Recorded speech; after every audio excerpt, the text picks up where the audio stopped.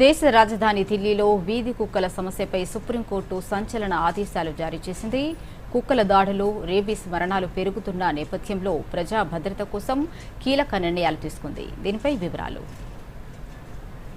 దేశ రాజధాని ఢిల్లీలో కుక్క కాటు కేసులు పెరిగిపోతున్న వేళ సుప్రీంకోర్టు కీలక ఆదేశాలు జారీ చేసింది. వీలైనంత త్వరగా డాగ్ షెల్టర్లు ఏర్పాటు చేసి వాటిని తరలించాలని సూచించింది. ఏదైనా సంస్థ లేదా వ్యక్తులు వీధి శునకాలను తీసుకెళ్లకుండా అడ్డుకుంటే తదుపరి చర్యలను ఎదుర్కోవాల్సి ఉంటుందని హెచ్చరించింది. వీధి కుక్కల బెడద చాలా దారుణంగా ఉందన్న సుప్రీంకోర్టు ప్రజా ప్రయోజనాలు దృష్టిలో పెట్టుకుని ఈ ఆదేశాలను జారీ చేస్తున్నట్లు పేర్కొంది. ఢిల్లీ ప్రభుత్వం సహా స్థానిక యంత్రాంగాలు కలిసి ఈ డాగ్ షెల్టర్లను ఏర్పాటు చేయాలని ధర్మాసనం ఆదేశించింది. ఆ డాగ్ షెల్టర్లలో తగినంత సిబ్బందిని ఉంచి స్టెరిలైజేషన్, ఇమ్యునైజేషన్ ప్రక్రియలను సత్వరమే చేపట్టాలని నిర్దేశించింది. పరిస్థితి చాలా భయంకరంగా ఉందన్న సుప్రీంకోర్టు తక్షణ చర్యలు తీసుకోవాల్సిన అవసరం ఉందని పేర్కొంది.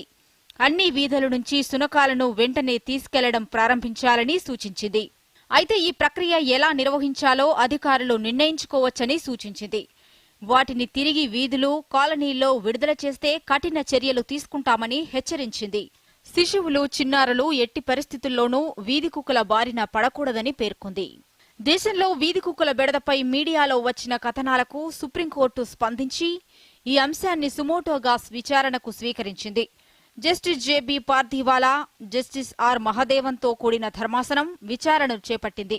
అయితే ఈ విషయంపై కేంద్రం నుంచి మాత్రమే వాదనలు వింటామని, జంతు ప్రేమికులు లేదా మరే ఇతర పార్టీ నుంచి వచ్చిన పిటిషన్లపై విచారించలేమని స్పష్టం చేసింది.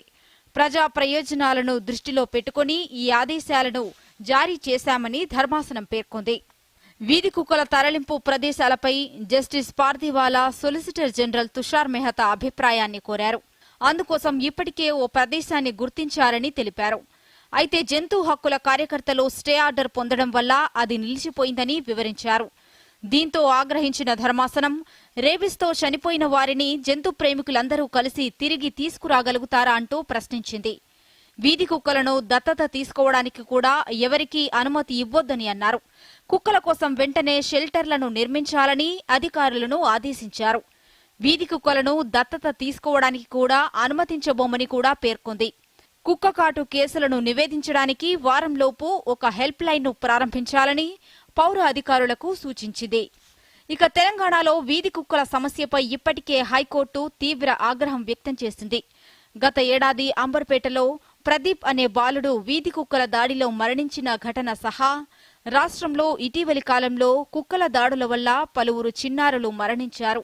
ఈ నేపథ్యంలో హైకోర్టు, జీహెచ్ఎంసీతో సహా అధికారులు వీధి కుక్కల నియంత్రణకు కమిటీ ఏర్పాటు చేయాలని, స్టెరిలైజేషన్, టీకాలు వేయడంతో పాటు రోడ్లపై వ్యర్థాలను తొలగించి కుక్కల సంచారాన్ని అరికట్టాలని ఆదేశించింది. అధికారుల నిర్లక్ష్యంపై ఆగ్రహం వ్యక్తం చేస్తూ తక్షణ చర్యలు తీసుకోవాలని సూచించింది. వీధి కుక్కల సమస్య ప్రజా భద్రతకు పెను సవాలుగా మారుతున్న నేపథ్యంలో న్యాయస్థానాలు జారీ చేసిన ఆదేశాలు ఆశాకిరణంగా నిలుస్తున్నాయి. Bureau report,